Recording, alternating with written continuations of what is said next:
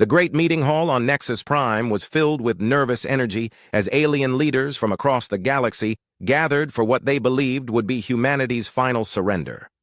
3 years of war had torn through space, leaving countless worlds damaged and millions dead.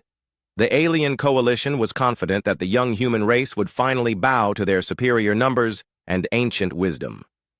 Ambassador Kim Tae-ho walked slowly into the massive chamber, his dark suit a sharp contrast to the colorful robes and strange forms of the alien representatives. His face showed no emotion as he took his place at the negotiation table. Behind him walked Dr. Park Mina, a brilliant scientist whose work had uncovered disturbing secrets about their enemies. Admiral Lee Ji-hoon followed, the military genius who had kept human fleets alive far longer than anyone thought possible. The alien side was impressive and terrifying. Hive Speaker Chitex represented the insect-like Velthar, his mandibles clicking with anticipation. His massive form towered over the table, compound eyes reflecting the chamber's lights. Beside him sat Prism Lord Quartzion, a being made entirely of living crystal that sang with harmonic vibrations when it spoke. Storm Rider Cyclonos floated in a containment field, his gaseous body swirling with colors that showed his mood. These 3 species led a coalition of 12 alien races, all united in their belief that humans needed to be controlled or destroyed. They called it the Human Containment Protocol, a plan they had developed to deal with what they saw as a dangerous new threat to galactic order. Hive Speaker Chitex began the session with clicking sounds that the translation devices turned into words. Humans have caused enough trouble in our peaceful galaxy. Your species will accept our guidance and become part of our civilization, or you will face complete destruction. Kim Tae-ho remained silent for a long moment, studying each alien face with careful attention. The silence stretched until it became uncomfortable for everyone in the room. When he finally spoke, his voice was calm and clear. "We came here hoping to find peace," he said. "We believed we would meet civilized beings who understood the value of working together." Dr. Park Mina activated her holographic display, filling the air above the table with images from alien worlds. The pictures showed strip-mined planets where nothing could grow anymore, cities reduced to rubble, populations working in slave camps.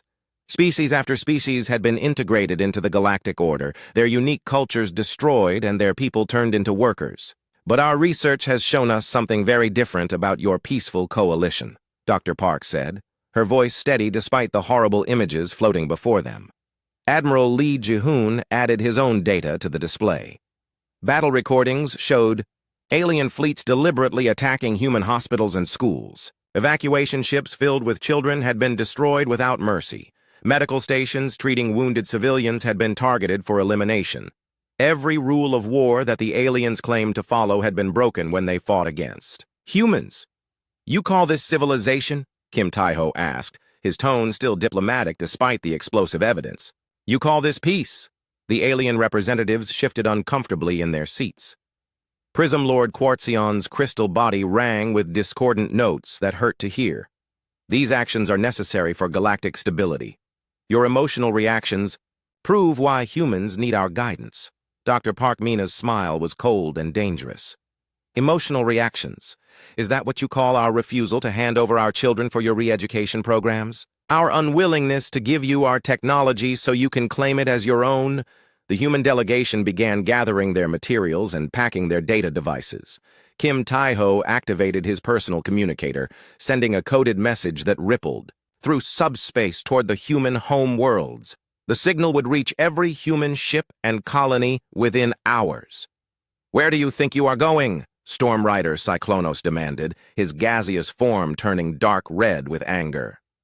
"These negotiations are not finished." Kim Tae-ho stood up slowly, looking each alien representative in the eyes. "Yes, they are finished. We came here believing you were civilized beings capable of honor and fair dealing. We see now that we were wrong. You cannot simply leave." Hive Speaker Chitex's voice rose to an angry buzz that filled the chamber. "Your fleets are surrounded. Your worlds are under blockade. You have no choice but to surrender to us." The human ambassador's smile was grim and cold. "There is always a choice. We choose to end these negotiations and withdraw." "This is madness," Prism Lord Quartzion sang in high, sharp notes. "You are outnumbered 1,000 to 1. Your technology is centuries behind ours. Your worlds will starve under our blockade." Kim Taeho paused at the chamber's exit, his hand on the door control. "You make the same mistake that every tyrant in history has made. You assume that superior force equals superior right. You believe that might makes you correct. We have ruled this galaxy for 10,000 years." Storm Rider Cyclonos swirled with violent colors. "We brought peace to chaos. We created order from primitive barbarism." "You created a prison," Dr. Park Mina said quietly. "You destroyed every culture that was different from yours. You turned free peoples into slaves and called it civilization." Admiral Lee Jahoon stepped forward, his military bearing unmistakable even in the diplomatic setting. "We studied your methods carefully during this war. Every battle taught us something new about how you think and how you fight. We learned your weaknesses as well as your strengths." "Impossible," Hive Speaker Chitex clicked angrily. "Humans are a young species. You have been in space for less than 3 centuries. We have been conquering worlds since before your planet developed complex life." Kim Taeho opened the chamber door, but turned back one final time. "That experience you are so proud of has made you predictable. You follow the same patterns you have used for millennia. You cannot imagine that a younger species might have developed new solutions to old problems. You are bluffing." Prism Lord Quartzion's crystal form flashed with angry light. "Human desperation is making you say foolish things." The human ambassador shook his head slowly. "We are not desperate. We are disappointed. We hoped to find friends among the stars. Instead, we found bullies who mistake cruelty for strength." As the human delegation walked toward their ship, none of the alien representatives noticed the strange shimmer that briefly surrounded the human vessels. Their sensors flickered for just a moment, showing readings that made no sense before returning to normal. The aliens were too focused on their anger to pay attention to minor technical glitches. "Let them go," Hive Speaker Chitex said dismissively. "Their fleets are trapped. Their worlds are surrounded. They will come crawling back within days, begging for mercy." "Indeed," agreed Storm Rider Cyclonos. "Human pride will not feed their children or fuel their ships. Reality will force them to accept our generous terms." Prism Lord Quartzion sang a note of satisfaction. "We will give them time to consider their hopeless situation. When they return, they will be more cooperative." But as the alien leaders congratulated themselves on their inevitable victory, they failed to notice that the human ships departing from Nexus Prime were slightly different from the ones that had arrived. The differences were subtle: minor variations in hull design, small changes in energy signatures, tiny alterations that their sensors registered as normal variations. What they did not realize was that the real human delegation had never left their own space. What they had been negotiating with were advanced artificial constructs, perfect copies designed to deliver humanity's final message to their would-be conquerors. The message was simple and clear. Humans would not surrender. They would not submit. They would not become another broken civilization in the aliens' collection of conquered peoples. Instead, they had chosen a different path entirely. While the aliens celebrated their imagined victory, humanity was already implementing a plan that would change the balance of power in the galaxy forever. The war was about to enter a new phase, one that the ancient alien powers could never have anticipated. They had underestimated human creativity, human determination, and most importantly, human refusal to accept that might makes right. The gathering storm was about to break, and when it did, the galaxy would never be the same. General Kang Dong-yun stood on the bridge of the UES Indomitable, watching the stars through the massive viewport as reports flooded in from across human space. His weathered hands gripped the command rail while his staff worked frantically at their stations. 3 years of brutal warfare had taught humanity many hard lessons about their place in the galaxy and what they needed to do to survive. "Signal confirmed from Ambassador Kim," reported Lieutenant Nam Soo-young from her communications station. Her voice was calm, despite the tension filling the bridge. "Operation Exodus is authorized to begin immediately." The general nodded grimly. The negotiations on Nexus Prime had been a performance, a carefully planned distraction while humanity prepared for something the aliens would never expect. While the enemy fleets surrounded human worlds and waited for surrender, the real preparations had been happening in secret locations throughout human space. Dr. Choi Hyun-woo looked up from his quantum mechanics calculations, his face showing both excitement and fear at what they were about to attempt. All ships report that quantum displacement drives are charged and ready for activation. The new fold space technology is performing within acceptable parameters. What the aliens did not know was that humanity had been preparing for this moment since the war began. Every battle, every defeat, every diplomatic meeting had been carefully planned to give humans time to develop technologies that would completely change the rules of galactic warfare. Technologies that the aliens insisted were impossible. On the main display, tactical reports showed alien blockade fleets surrounding every major human world and military installation. Thousands of enemy ships waited confidently for humanity's inevitable surrender. Their commanders were already making plans for dividing up human resources and technology among the victorious coalition members. Admiral Song Mirai coordinated the massive operation from the command center of New Geneva Station, her voice crackling over secure channels as she spoke to fleet commanders across human space. All civilian populations have been evacuated to the prepared colonies in hidden sectors. Military assets are in position and ready for phase transition. Industrial infrastructure has been properly sanitized. General Kong allowed himself a small smile at that word. Sanitized meant that every piece of human technology, every manufacturing facility, every computer database had been rigged for destruction or equipped with quantum viruses that would corrupt any alien attempt to steal human innovations. The enemies expected to inherit the greatest prize in the galaxy, but instead they would find poisoned gifts and empty shells.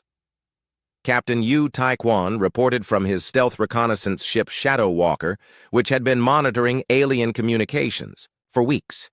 Enemy command frequencies are buzzing with confusion and growing concern. They are detecting massive energy signatures from human space, but their sensors cannot identify the source or nature of these readings. Those energy signatures were humanity's secret weapon, technologies developed in hidden research facilities while the galaxy thought humans were struggling to survive. Quantum displacement drives that could move entire fleets across impossible distances in the blink of an eye. Fold space generators that could relocate planets and star systems to different dimensional pockets. Most importantly, temporal stasis fields that could hide entire civilizations in parallel reality streams. Engineer Han Ji-woo provided the final confirmation that everything was ready. All quantum beacons are active and transmitting navigation data to the prepared colony sites. Dimensional anchors are holding steady. We are ready for complete phase transition on your command.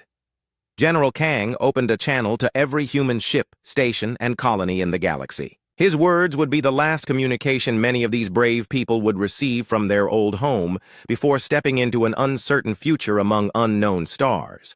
This is General Kang to all human forces throughout the galaxy. Today, we do not surrender to tyranny. Today, we do not submit to those who would enslave us. Today, we choose our own destiny among the stars, no matter what the cost. He paused, thinking of the generations of humans who had dreamed of finding their place in the cosmic community, only to discover that the galactic powers viewed them as resources to be exploited rather than equals to be respected. We gave them every chance to prove they were worthy of our friendship and cooperation. They chose to be our enemies instead. They chose to threaten our children and destroy our worlds. So be it. Execute Operation Exodus immediately. Across human space, something impossible began to happen. Entire battle fleets simply vanished from every sensor reading, leaving no trace of their passage. Planets flickered out of normal space-time, taking their populations and resources with them into dimensions the aliens had never imagined. Star systems went dark as their human colonies activated the quantum displacement technology and removed themselves from the known galaxy entirely. The alien blockade fleets found themselves surrounding completely empty space, their sensors detecting nothing but background cosmic radiation where thriving human worlds had existed just moments before. Planets with billions of inhabitants had simply ceased to exist in any meaningful way. On Nexus Prime, emergency sessions erupted as the galactic powers tried desperately to understand what they were witnessing. Their most advanced scientists insisted that what they were seeing was impossible according to every known law of physics. Matter could not simply disappear from reality without leaving some trace of energy or debris. Fleet Commander Velthar reported to the Emergency Council, with growing panic in his voice. All human worlds have gone completely dark. Our occupation forces report that the planets appear empty of all life and technology. Every city, every military base, every industrial facility has been abandoned. This cannot be correct. Hive speaker. Chitex clicked frantically. Billions of humans cannot simply vanish without a trace. Where are their ships? Where are their weapons? Where are their people? Chief Science Advisor Quarth 9 delivered readings that made no sense to anyone present. Long-range sensors detect no human expansion in any direction. No warp signatures, no energy trails, no communication signals. It is as if the entire human species has been deleted from existence. But in hidden dimensions beyond the reach of B, conventional sensors, humanity's Exodus fleet was already traveling toward regions of space that no known species had ever explored. They carried with them everything they would need to rebuild their civilization from scratch, plus something even more valuable. They carried with them the burning determination to ensure that no other young species would ever face the choice between slavery and extinction. Dr. Shin Jamin monitored the dimensional transition from his position aboard the science vessel Prometheus, watching as ship after ship successfully made the jump to their new reality pocket. Phase transition is proceeding smoothly across all sectors. No ships lost during the displacement process. Colony sites are reporting successful arrival and establishment of preliminary settlements. Captain Lee Minji commanded one of the last ships to make the transition, ensuring that no human technology or personnel would be left behind for the aliens to study. Final evacuation complete. All quantum beacons are set for auto-destruct in 30 seconds. Dimensional anchors are being severed now. As the last human vessel vanished from normal space, the quantum beacons that had guided the evacuation exploded in brilliant flashes of energy that would confuse alien sensors for months. The explosions were designed to look like failed weapons tests, giving the enemies no clue about the true nature of human technology. General Kang stood alone on the bridge of the Indomitable as it prepared for its own transition to the new colonies. Through the viewport, he could see the last traces of humanity's 3-century presence in known space disappearing forever. Their old homes were gone, their familiar stars left behind, their place in galactic history erased. But they had gained something far more valuable than planets or resources. They had gained their freedom from a galactic order that viewed different species as threats to be eliminated or tools to be used. In their new home among distant stars, humanity would have the chance to develop according to their own values and principles. Dimensional transition in 10 seconds, reported Dr. Choi. All systems green for final phase displacement. As the Indomitable prepared to join the rest of humanity in their new home, General Kang thought about the message they had sent to the galaxy. Humans would not be conquered. They would not be enslaved. They would not become another tragic footnote in the aliens' long history of destroying younger civilizations. Instead, they had chosen to become something new, something the galaxy had never seen before, something that would return one day to ensure that freedom was not just a human concept, but a right that belonged to every thinking being in the universe. The ship vanished in a flash of quantum energy, leaving empty space where humanity's greatest stronghold had once stood. The exodus was complete, but the story was far from over. 6 months after humanity's mysterious disappearance, the Galactic Council chambers on Nexus Prime buzzed with panic and confusion. What should have been a simple victory celebration had become an existential crisis that threatened to tear apart the foundation of galactic civilization. Hive speaker Chitex paced frantically around the emergency session table, his mandibles clicking with growing desperation. Chief Analyst Baek Yong-soo materialized as a holographic projection in the center of the chamber, his appearance so perfectly human that several alien representatives recoiled in surprise. What they did not realize was that this artificial construct had been left behind as humanity's parting gift, designed to deliver the full scope of their strategic miscalculation. Economic collapse is accelerating across all member species. Beck reported with perfectly calm professionalism, his data projections filling the chamber with uncomfortable truths. Human trade networks facilitated 67% of all interspecies commerce. Human medical research provided breakthrough treatments for 14 major galactic diseases. Human agricultural innovations were feeding 43 worlds across 7 sectors. Prism Lord Quartzion resonated with harmonic distress, his crystal form flashing with chaotic light patterns. This cannot be accurate. Humans were a minor species that had been in space for less than 3 centuries.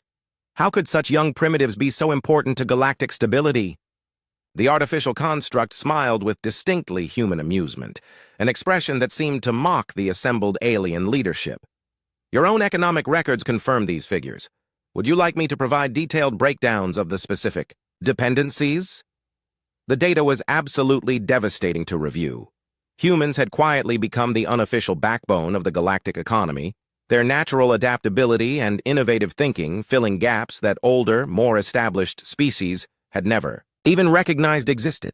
They had developed elegant solutions to problems that others did not know they had, created technologies that seemed impossible but worked perfectly, and established trade relationships that kept dozens of civilizations functioning smoothly.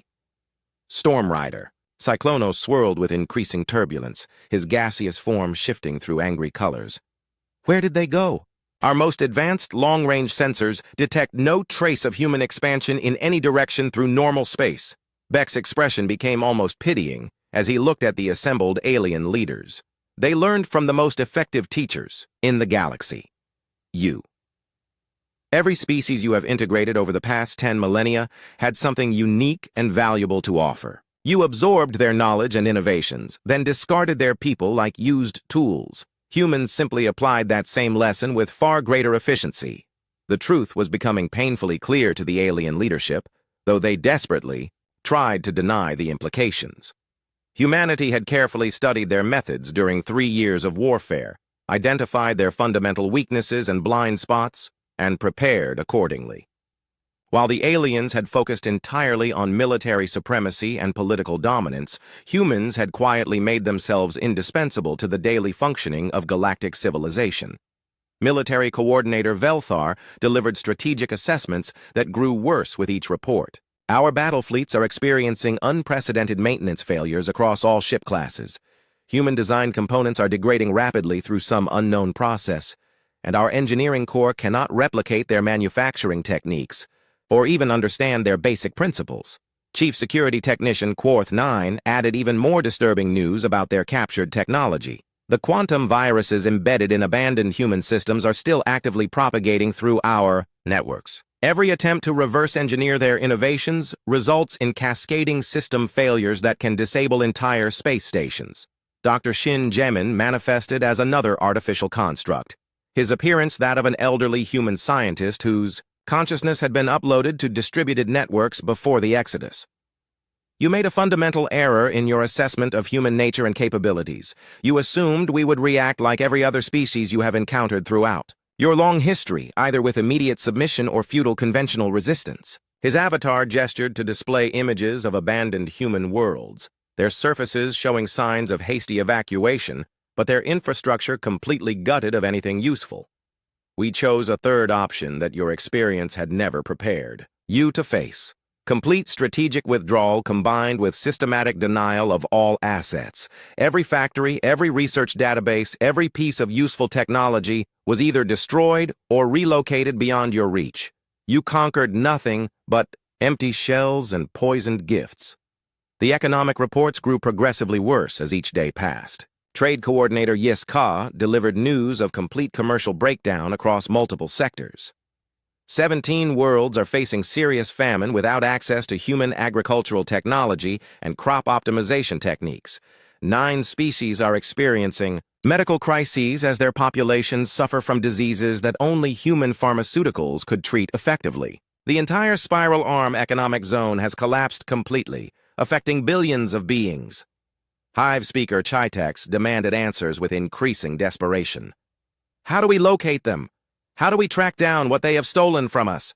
How do we reclaim the resources that rightfully belong to the galactic community? Beck's laugh contained distinctly human amusement mixed with contempt. Stolen? They took only what had always belonged to them: their people, their technology, their right to exist as free beings. As for finding them, his holographic form shrugged casually. Their new displacement technology operates on scientific principles that your greatest minds insist are theoretically impossible. They could be anywhere in this universe or in entirely different dimensions altogether. The artificial constructs began to fade as their messages reached completion. But Dr. Shin offered one final observation that sent chills through every alien present.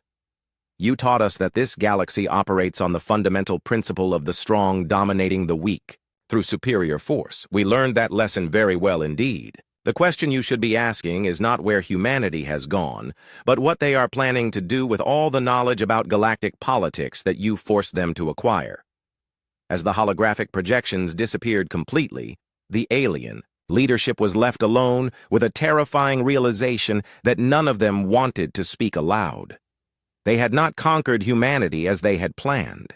Instead, they had educated them in the harsh realities of galactic politics and provided them with the motivation to develop technologies that could challenge the established order itself. Economic advisor Zephyr Prime delivered the final blow to their confidence with her latest calculations. If current trends continue, 16 major star systems will experience complete societal collapse within the next standard year. The interdependencies that humans facilitated were far more complex and essential than our models ever predicted. Defense. Minister Krath 7 provided military assessments that were equally grim. Our fleet maintenance capabilities have declined by 40% since the loss of human technical support. Replacement components for critical systems are becoming impossible to obtain. Some ship classes may become completely inoperable within months. The alien leaders sat in stunned silence as the full scope of their strategic disaster became clear. They had been so focused on military dominance and political control that they had completely failed to understand the economic and technological foundations that actually held their civilization together. Medical Chief Healer Vex delivered perhaps the most personal blow of all. The fertility treatments that allowed several of our species to maintain stable population growth were based entirely on human research. Without access to their genetic therapies, we face potential demographic collapse within a single generation. Somewhere, in the vast darkness between the known stars, their former prey was adapting, evolving, and preparing for whatever would come next. The balance of galactic power had shifted overnight in ways that the established order was only beginning to comprehend. Hive Speaker. Chitex finally spoke the thought that terrified them all. What if they come back? What if they return with technology we cannot match and motivations we gave them ourselves? The chamber fell silent, except for the harmonic discord coming from Prism Lord Quartzion's distressed crystal form. They had taught humanity that the galaxy was ruled by force, that might made right, and that the strong had every right to dominate the weak. Now they would discover what happened when those lessons were learned by a species with the technology and moral conviction to apply them in ways the teachers had never imagined possible. 2 years after humanity's exodus from known space, Captain Ko Jung-sik stood on the bridge of the UES Retribution, watching a fleet of vessels that defied every known principle of starship design hanging motionless in the void around him. The ships gleamed with technologies that seemed to bend reality itself, their hulls incorporating materials and energy patterns that made conventional sensors struggle to maintain consistent readings. Commander Lim Haeun reported from the tactical station, her voice steady despite the magnitude of what they were about to attempt. Long-range sensors have confirmed the target system. The Velthar colony ship-consuming swarm is currently strip-mining the 4th planet as scheduled. Estimated indigenous population on the surface is approximately 12 million Kethani. The Kethani represented exactly what humanity had been fighting to prevent during their own war. Another young species being systematically integrated into the galactic order through force and manipulation. Their only crime had been developing faster-than-light communication technology before mastering interstellar travel, making them valuable for their innovations but expendable as people. Dr. Ryu Sunhee, now serving as the fleet's specialist in alien cultures and psychology, provided detailed assessment of the situation developing below. The Kethani are naturally peaceful traders and philosophers. Their mathematical frameworks for quantum entanglement communication are several centuries ahead of current galactic standards. Under normal integration protocols, their population would be reduced to a slave caste within 5 years. Captain Ko nodded grimly as he reviewed the tactical situation.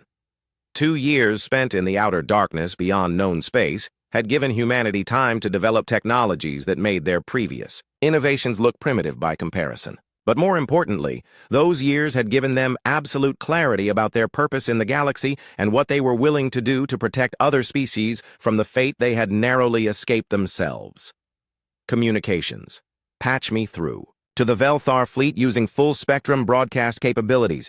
Override all their channels and make sure every ship receives this message clearly. Lieutenant Yoon Seung-ho worked quickly at his station, establishing the connection despite Velthar attempts to block incoming transmissions. Channel is open and secure, Captain. All enemy vessels are receiving our signal.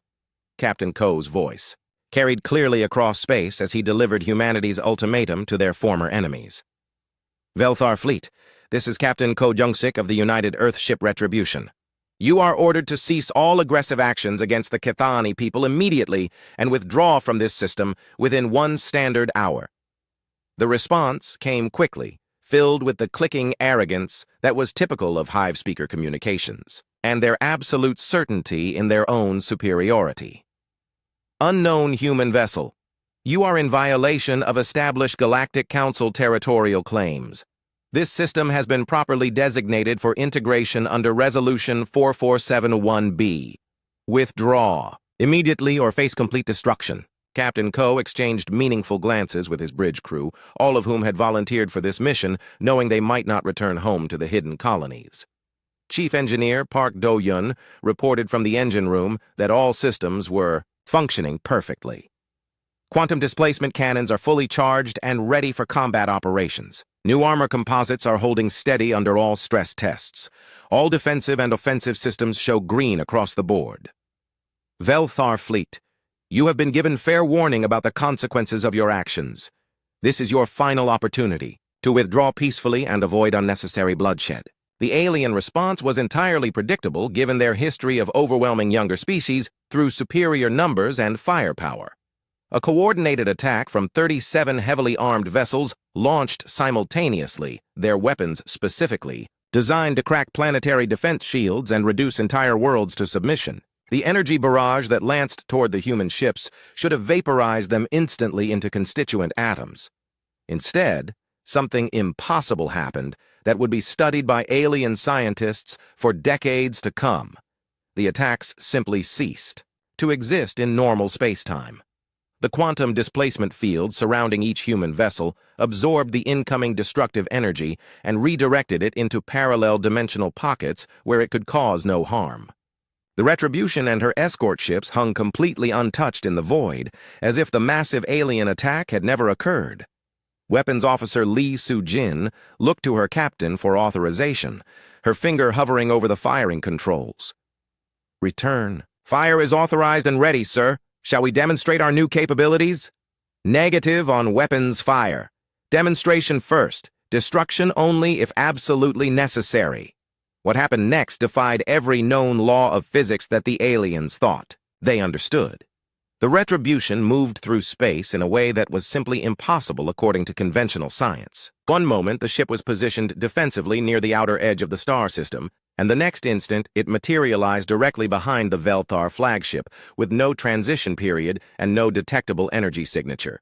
The impossibility of this maneuver sent shockwaves of panic through the entire alien fleet as their sensors tried desperately to understand what they had just witnessed. Ships that could teleport instantly across vast distances represented technology so far advanced that it might as well have been magic.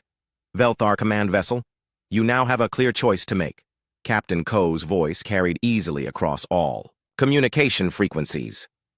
Withdraw your forces peacefully and leave this system immediately, or discover firsthand what humanity learned during our time in exile among the distant stars. The alien fleet commander, war leader Chithrax, responded with the typical insectoid stubbornness that had made his species so successful at conquering other civilizations.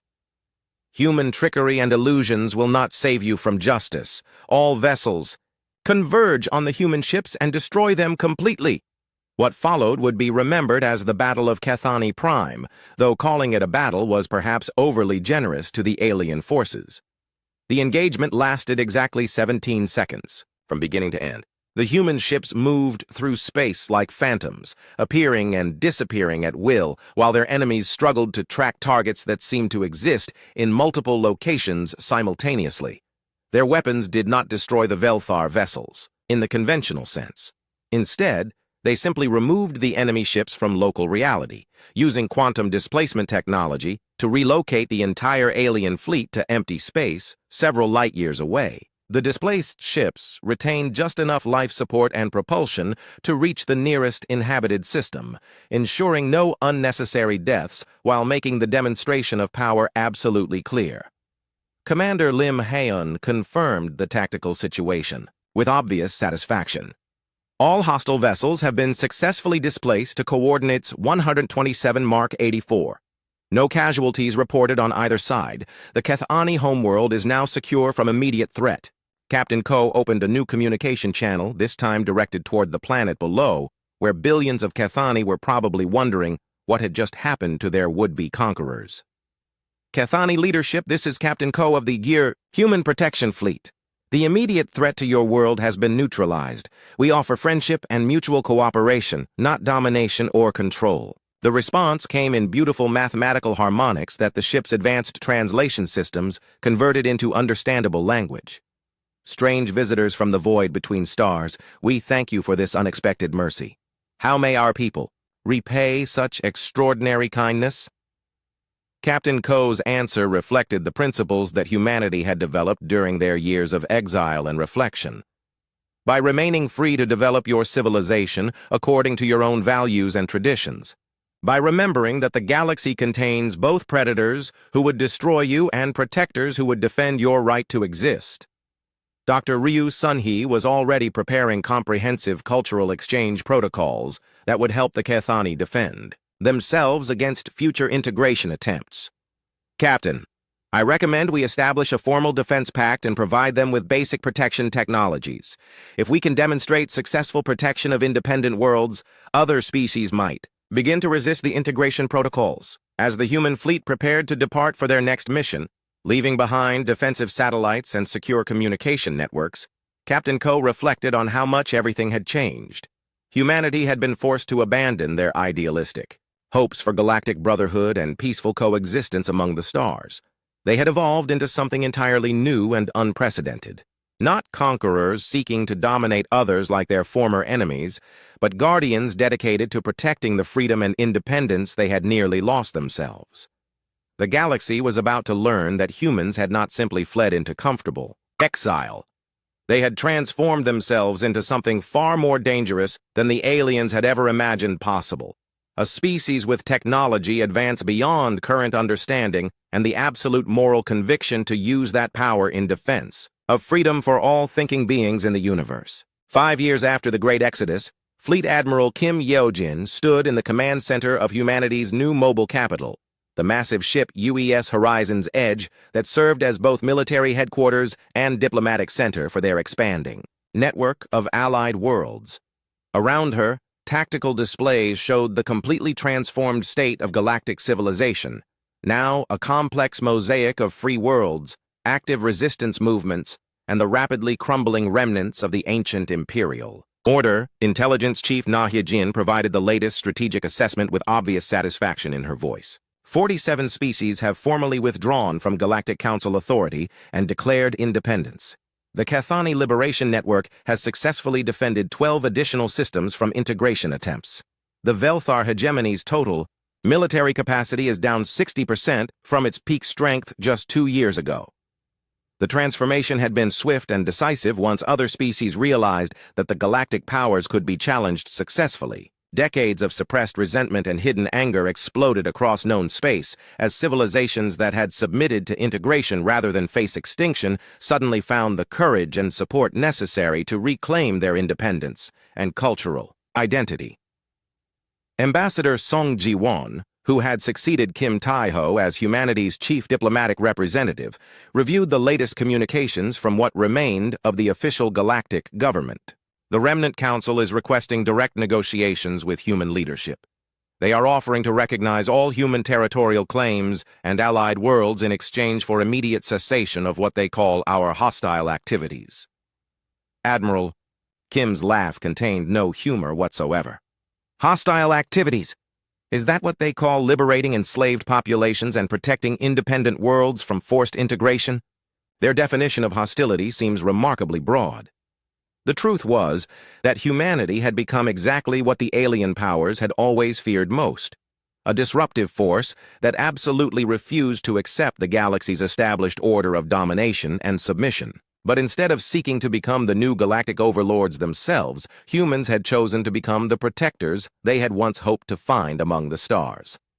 Captain Oh Sung-hwan of the Diplomatic Corps delivered regular updates from their newest allies across multiple sectors. The Zephyrian Republic sends formal gratitude for our assistance during their successful independence war. The crystalline communes are sharing their energy matrix technology as promised in our mutual aid agreements. The Aquarian Depths Federation has agreed to joint exploration missions in the unexplored Outer Rim territories. Dr. Huang Minji, now serving as Director of Xenological Relations for the Human Alliance, provided important context for their remarkable success rate. Our approach represents a fundamental difference from traditional galactic politics. Instead of demanding submission and tribute, we offer genuine partnership and mutual aid. Instead of extracting resources and technology, we facilitate independent development and cultural growth. Every species we assist becomes stronger and more capable, not weaker and more dependent. The key to humanity's revolutionary strategy had been recognizing what the established powers never understood or deliberately ignored. Diversity was strength, not weakness. While the old order sought to homogenize the entire galaxy under their rigid control, humans celebrated and actively protected the unique contributions that each species could make to galactic civilization. Strategic. Coordinator Jang Minsu highlighted their latest intelligence breakthrough with obvious concern. We have successfully decoded the location and purpose of the Galactic Council's ultimate weapon project. They are attempting to construct a reality-shearing device capable of deleting entire star systems from existence itself. Preliminary analysis suggests they could eliminate billions of lives with a single activation. Admiral Kim's expression hardened as she reviewed the technical specifications. The discovery confirmed humanity's worst suspicions about their former enemy's true nature. Faced with the complete collapse of their authority and the liberation of their subject peoples, the alien powers were preparing to commit genocide on an unprecedented scale rather than accept a galaxy populated by free and equal civilizations. Recommendations from the strategic staff? She asked her assembled senior officers. General Lee Chae-young provided the military assessment with professional detachment. The weapon is being constructed in the heavily fortified Nexus core system, defended by what remains of the combined alien battle fleets. A direct assault would be costly in ships and lives, but entirely achievable with our current technological advantages and tactical superiority. Dr. Baek Junho, the fleet's chief scientist and weapons development specialist, offered an alternative approach that appealed to humanity's preference for elegant solutions. I believe we have a better option available.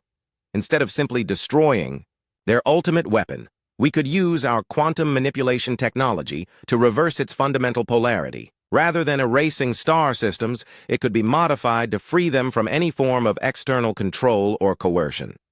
The irony was absolutely perfect. The aliens' ultimate weapon of oppression and genocide could become the galaxy's greatest instrument of liberation and independence. Every world that the device touched would become permanently immune to conquest or forced integration. Communications Officer Yim Sora announced an incoming priority transmission that commanded everyone's immediate attention. Admiral, we are receiving a broadband emergency message from Nexus Prime. The signal identifies itself as Ambassador Kim Tae-ho. The holographic image of humanity's former chief diplomat appeared in the center of the command center, though his surroundings clearly indicated he was transmitting from some kind of prison facility. His message was brief, but contained information that changed everything about their current situation. Admiral Kim, The Council has approved implementation of their final solution protocol. They have decided they would rather destroy the entire galaxy than lose control of it. You must stop them before they can activate the weapon. The fate of every free world depends on immediate action. Admiral Kim turned to address her assembled staff, all of whom represented the absolute best of humanity's transformation from idealistic explorers to determined guardians of galactic freedom. These men and women had volunteered to protect civilizations they had never met from enemies who viewed compassion as weakness and independence as rebellion. Prepare the entire fleet for final operations against the Nexus core system, she ordered, with quiet determination. It is time to finish what they started when they chose war over peace. Captain Park Jun-sung of the Stealth Operations Division provided the tactical framework for their assault. We can position quantum displacement platforms around their weapon facility before they detect our presence. When they attempt to activate the reality shearing device, we will already be in position to reverse its function and turn their ultimate weapon against the concept of oppression itself. And after we succeed? Asked Ambassador Song. What happens to the galaxy when this final battle is over? What kind of civilization do we want to help create? Admiral Kim looked out at the star field, visible through the command center's massive viewport, thinking of all the species, both human and alien, who deserved the fundamental right to write their own destiny among the stars without fear of conquest or forced submission. We keep the promise we made to ourselves during the Exodus, she said with absolute conviction. We protect those who cannot protect themselves. We help those who want to grow and develop according to their own values. Most importantly, we ensure that no one, including ourselves, ever again gets to decide the fate of entire civilizations based on superior military force. The combined fleet began its final approach toward Nexus Prime, carrying with it the hopes and dreams of countless worlds and the absolute determination to forge a galaxy where freedom was not a privilege to be granted by the powerful, but an inalienable right to be defended by those with the strength and moral conviction to stand against tyranny. The ancient order was about to discover that their greatest mistake had been teaching humanity that the strong had the right to dominate the weak. Now they would learn what happened when that lesson was applied by a species that refused to accept domination as the natural order of the universe. The new galactic age was about to begin, built not on conquest and submission, but on the revolutionary principle that all sapient beings deserved the right to determine their own destiny among the infinite stars.